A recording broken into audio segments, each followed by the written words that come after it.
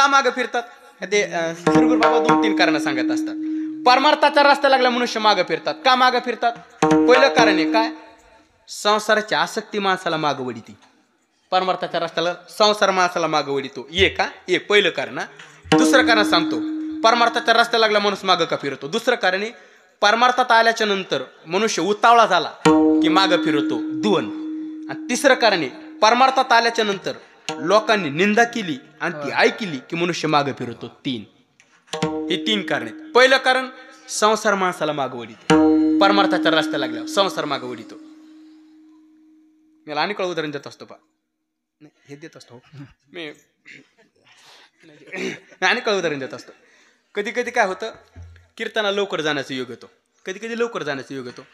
एका ठिकाणी आम्ही असंच लवकर गेलोत आणि गेल्याच्या नंतर एक आजोबा होते, 65-70 वर्ष वय असेल त्यांचं. घरी गेलोत आम्ही, त्यांच्या घरी गेलोत आणि गेल्याच्या नंतर जहारी वगैरे घातला आणि बसलोत. बसल्याच्या नंतर काय बोलावं म्हणून मी आपला सहजच म्हणलो, बाबा घर लयच बांधला. तसं म्हणलं कीच म्हाताऱ्यानं चालू केलं. महाराज ती मात्र म्हणलं, महाराज फुकट नाही. या संसारासाठी हाडाची, रात्रीचा दिवसाची, रक्ताचं हे सांगायचं काम नाही. असं विनोद असं केलं आणि तसं केलं मात्र लागलं सांगा. आणि पुन्हा तुकाराम गुरुजी मात्र तेवढं थांबलं नाही. मात्र काय म्हणलं माहितीये का, महाराज मी म्हणून घरचे भाजी भाकर खाते. मी म्हणून घरचे भाजी भाकर खातेत. मी मरू द्या, पुढचं तुम्हीच बोला. हो असं म्हणलं. तितक्या सुनबाई आली पाणी घेऊन. ते सुनं नाही केलं तसं म्हणलेलं. सुन म्हणली, महाराज आमचं म्हातारं म्हणते तेच खरं. आमचं म्हातारं आहे म्हणून आज आम्ही भाजी भाकर खायलो. आमचं म्हातारं मरू द्या, रोज गुलाबजाम खाणार. रोज गुलाब. तसं म्हणलं की तापलं ते गुलाबजाम म्हणलं. मला बोलली आणि महाराजा देखत आणि मला इथं राहतच नाही म्हणला. इथं राहायचंच नाही. मी म्हणलं कुठं जायचं म्हणजे तुमच्या संघाच्या ना. आता कुठं जायचं म्हणलं. मी म्हणलं चला, मला काय मागणं पडून पोटावडं, चला आळंदीला चला. इना पारा घ्यावा लागेल म्हणलं मठात. हो घेतो मला इना पारा. थांबलं, सुविधा आहे का? सकाळी 2 तास आणि रात्री 2 तास विना पारा घ्यावा लागेल. सुविधा, सकाळी 5 वाजता आंघोळीला गरम पाणी, 6:30 वाजता चहा, 8 वाजता नाश्ता, दुपारी 11 वाजता जेवण, सायंकाळी 5 वाजता चहा, पुन्हा संध्याकाळी 7 वाजता जेवण. महिन्याला आंघोळीचे साबण, कपड्याचे साबण, निरमा फुकट. दुखायला लागलं गोळ्या औषधं फुकट. वर्षाकडे 4 ड्रेस फुकट. हाय का कोणी? नाही असलं लगेच घेऊन झालं. असं म्हणलं आणि तसं म्हणलं आणि मात्र माझ्यासोबत आलं. आळंदीला आलं. 2 महिने मात्र मठात राहिलं. आता मला सांगा शिवलिंग महाराज, म्हाताऱ्यानं संसार सोडला का नाही? सोडला. 2 महिने मात्र मठात राहिलं ना? सोडला. परमार्थाच्या रस्त्याला मात्र लागलं का नाही? लागलं. परमार्थात मात्र आलं.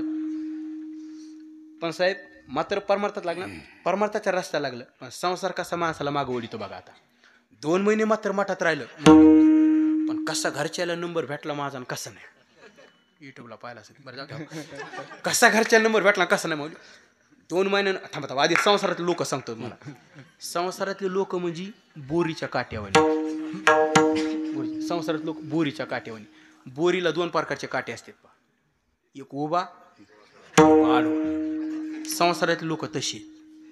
मात्र 2 महिने मठात राहिला आळंदीत मठात, आणि कसा घरच्या नंबर भेटला कसा नाही. घरून 2 महिन्यानं फोन आला. घरून 2 महिन्यानं फोन आला. आणि फोन कोण केला माहिती का? उभ्या काट्यानं. उभ्या काट्यानं घरून 2 महिन्यानं फोन केला. उभ्या काटा आला लक्षात? कोण?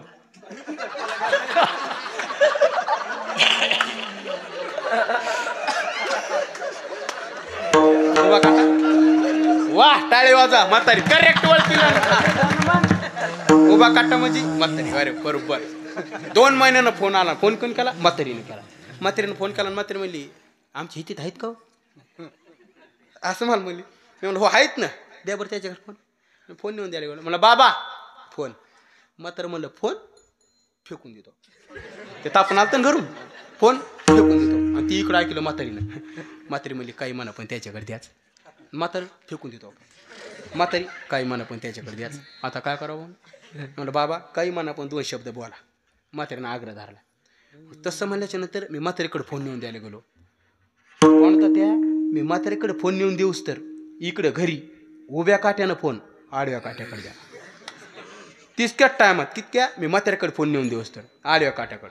आडवा काटा म्हणजे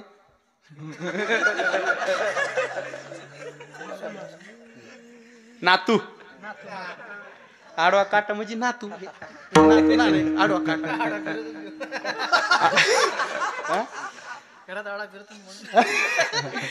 नातवाकडे फोन द्याला आणि इकडे मी म्हाताऱ्याकडे फोन द्याला ना म्हाताऱ्याकडे फोन द्याला म्हाताऱ्यानं बा फोन म्हाताऱ्यानं फोन घेतला आग्रह केला द्याला फोन म्हाताऱ्यानं फोन घेतला म्हातारा इकडून तापून म्हणलं ना काय बोल त्याला वाटलं उभा काटाचे त्याला वाटलं पण इकडे म्हाताऱ्यानं फोन नातवाकडे द्याला ना पण लेकराचा कावळा आवाज आला नातवायचा कावळा आवाज आला लेकर म्हणले बाबा घरी कधी येणार येत कावळा ऐकला म्हातारा रडत उद्याच होतं म्हणलं तापासून